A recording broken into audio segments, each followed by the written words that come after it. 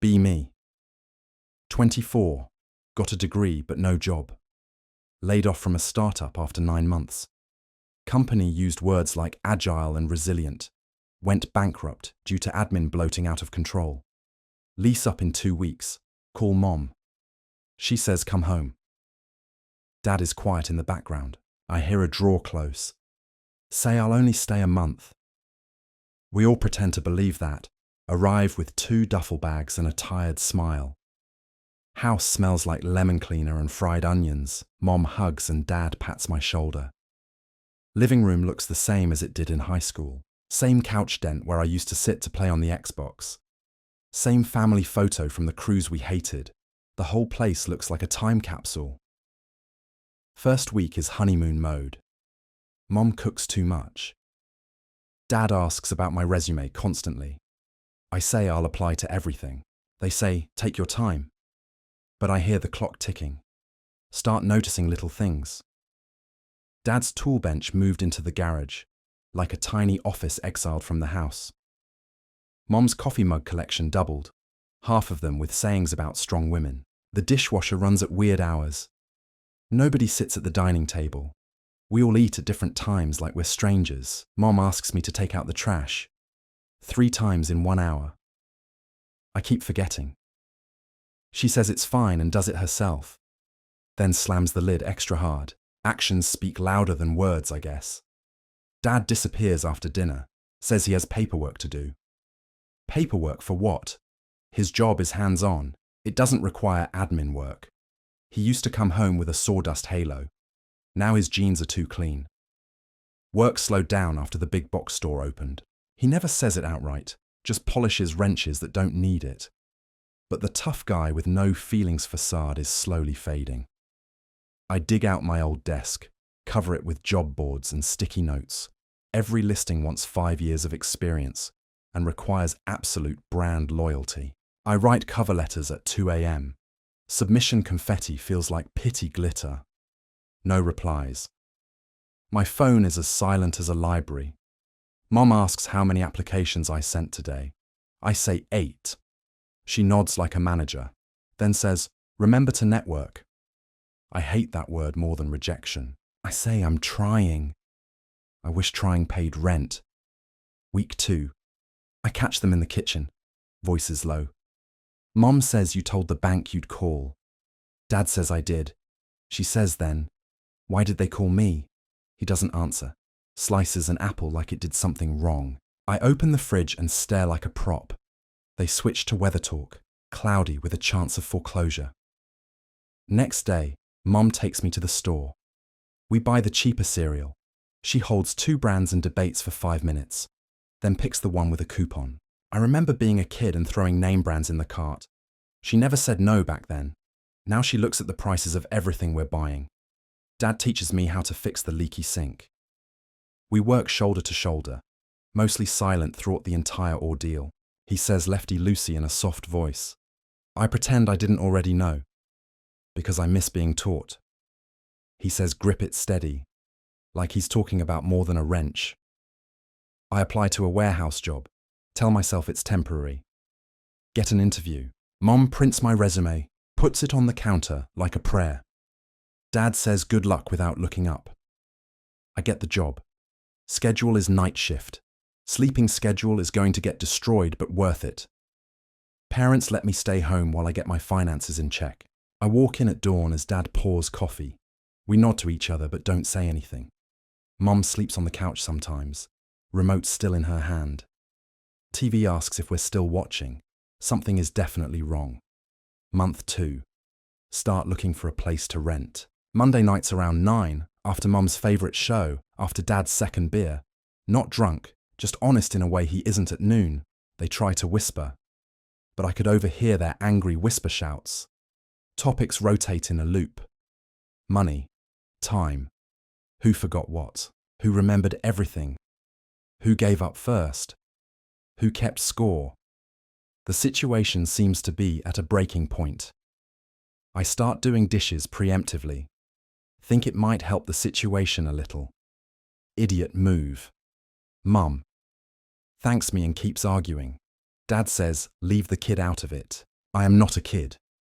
I am also not a kid. Schrodinger's son. I call my sister. She moved out of state 2 years ago, has a serious job, serious boyfriend, sends photos of hikes and apartment plants. I say things feel tense here. She sighs. Says it started before I left. I ask why she didn't tell me. She says, would you have listened? I think about senior year me. Probably not. Funny how maturity can be a double-edged sword. One night, Mum knocks on my door, sits on the edge of my bed, asks if I'm sleeping okay, then asks if Dad seems different. I say he's tired. She nods too fast, says he's always tired. I wait for the rest. She says, do you think he still loves me? My brain white screens. I say, of course. She smiles a little, walks out. I hate acting as a mediator. Dad takes me to the hardware store Saturday, says we need nails. We walk up and down the aisles for a while. He stops at a display and stares. Says they used to make these in town. Moved the factory last year. Profits don't care about the locals. I ask if he's okay. He says I just miss when things made sense. I want to say me too, but I'm too busy pretending I'm okay. I start noticing Mum's phone is constantly face down. New notification sounds, long texts with short laughs after. She mentions a book club I've never seen, meets on Thursdays. She returns smelling like hotel lobby perfume. Not hers. She says the new bar makes good mocktails. Book clubs sure have changed since I was in school. I stumble on a receipt in the trash. 2 drinks and an appetizer, 2 forks. Restaurant near the mall. Book club with shared dips, I guess. I put it back. I feel kind of sick thinking of what it could mean. Think about telling Dad. Think about minding my business. Choose the third option. Stare at the ceiling for an hour. Then go for a drive. My mind goes into full autopilot as I drive to the mall. See Mom outside the place. Standing close to a man I've never met, not touching. But it looks like they're more than just book club friends. He laughs with his whole face. She looks 5 years younger. I forget to breathe momentarily. Take a bad photo. I'll never show anyone. Leave before they see me. Park at a gas station. Park up just to compose myself. I don't sleep that night. Go to work like a ghost with a badge. Stack boxes while my chest buzzes. Debate 100 versions of honesty. All of them sound like bombs. Next morning I find Dad in the garage, on a folding chair, phone pressed to his ear, voice quiet in a fatherly way. Saying no, we can't take another deferment. Saying I'm trying. Saying okay, I understand.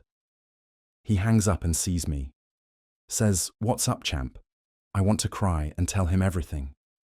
Instead, I ask about torque settings. We talk about bolts while the house is slowly collapsing. Week 3 of month 2. The main event walks in the front door. Mom gets a text at dinner, smiles without meaning to. Dad sees it, asks who it is. She says book club Karen. He says funny. I thought Karen spells her name with a C. Everyone goes silent. Mom asks what that means. Dad says nothing, then everything. He pulls a folded paper from his pocket, a bank statement with a withdrawal he didn't make. He says, you took money out of the joint account. She says I paid a bill.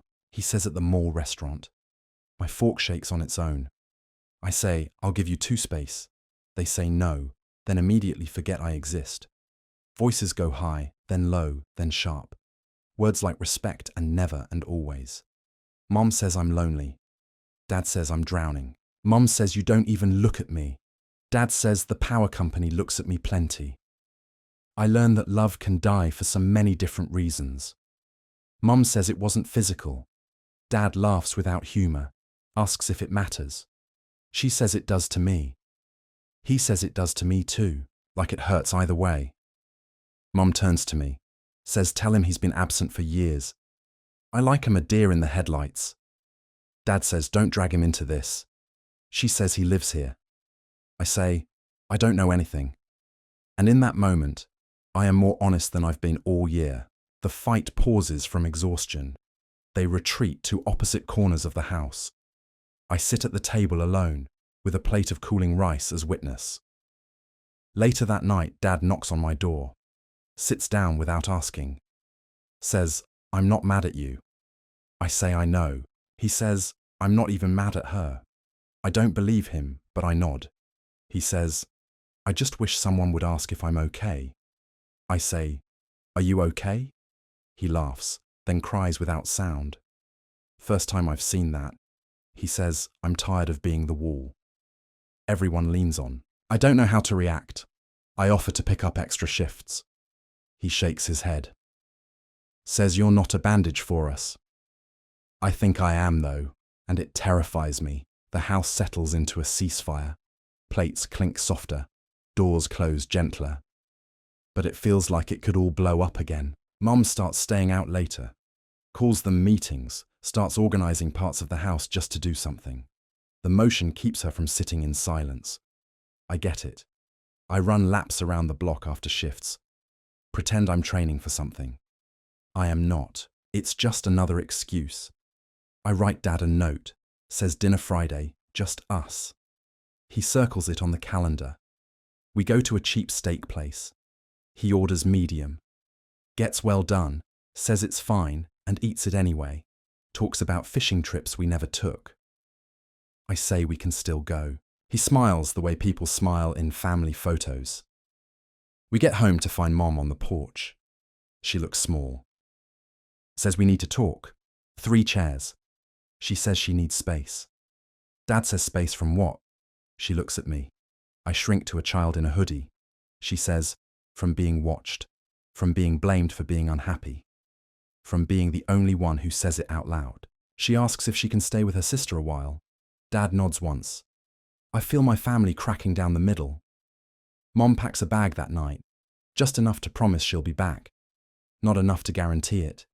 She hugs me for a while, whispers, "I'm sorry you had to see this." I want to say I'm sorry you had to live it. But my mouth doesn't move. She touches Dad's arm. He doesn't pull away. She picks up her bags, then leaves. After she's gone, Dad cleans the kitchen like an inspection is coming. Wipes the same spot until the counter shines. I try to help. He says, "Go sleep." I don't. He doesn't either. Days pass without either of us mentioning the elephant in the room. I go to work. I come home. I pretend not to read Mom's texts that say I'll check in tomorrow.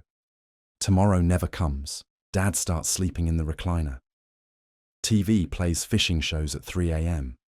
Men smiling with big catches in places where the economy works.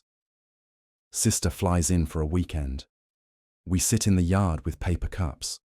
She talks to Mum alone, talks to Dad alone, then talks to me, says you can't fix them. I say I know. She says, then stop trying. I stare at the grass, losing myself in my own thoughts. She leaves Sunday with hugs that feel like obligations. We go back to the slow collapse. Month 4. I finally get a daytime interview, a mediocre office job with health insurance. They say we'll let you know. They don't. My phone remains silent. I take Dad to the bank. We talk to a manager who says words like restructure. I watch Dad's jaw lock at the word hardship. He signs papers with the hand that used to build tables. I want to throw the pen out of frustration, but I keep quiet. Mom sends a photo from her sister's place, a couch with plaid blanket, a book on a lap. I type, "Glad you're okay," and delete it. I send a thumbs up instead. Emojis have quickly become the new family language. The neighbours ask where Mum is. I say visiting family. They nod too eagerly. They already know. The suburbia has an offline group chat energy. One rainy night I find Dad in the garage again. Same folding chair, but now a box beside him. Inside are old photos. Him and Mom in cheap clothes and huge smiles. A picture of me holding a frog. A picture of a kitchen that looks exactly like ours, but brighter somehow. He says we were happy. I say that it doesn't have to continue this way. He says, maybe. It doesn't sound like he believes what he said, though. Mom returns 2 weeks later to get more clothes. I am at work. Dad is home. I imagine the conversation. I imagine both of them avoiding talking about the situation. When I come back, the closet is half empty. The lemon cleaner smell is stronger. We try family therapy once. Sit in a room with calming art. The therapist asks who wants to start. Nobody. She asks what we hope to achieve with therapy. I say, peace. Mom says, clarity. Dad says, time. We leave with a worksheet about communication styles. It flutters to the car floor and stays there for weeks. Month 6. I get promoted at the warehouse. More hours. Small raise.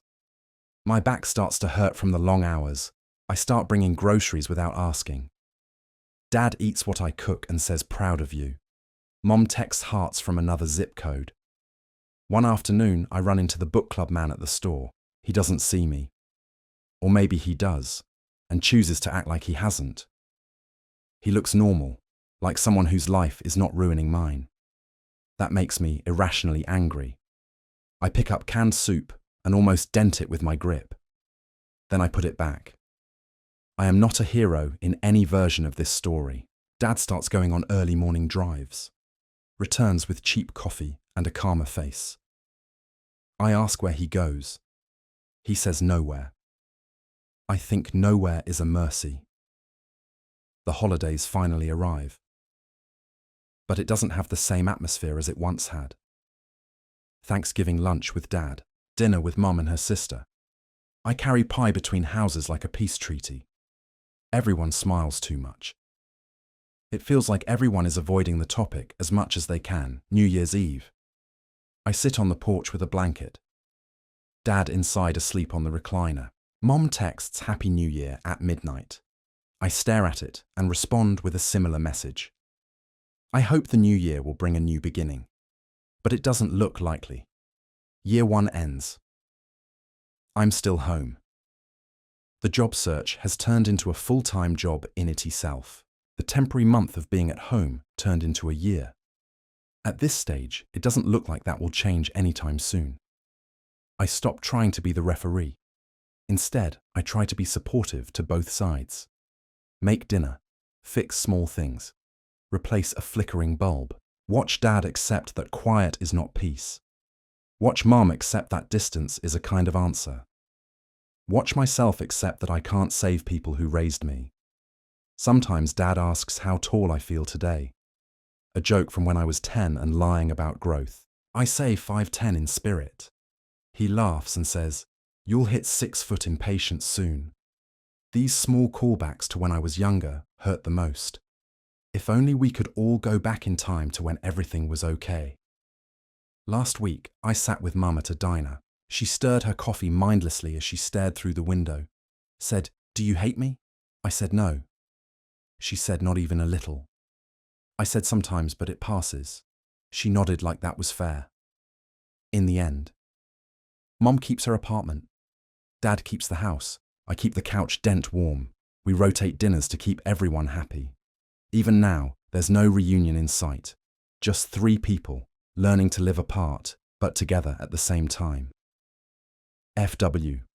I went home for a month. TFW. I never managed to leave after.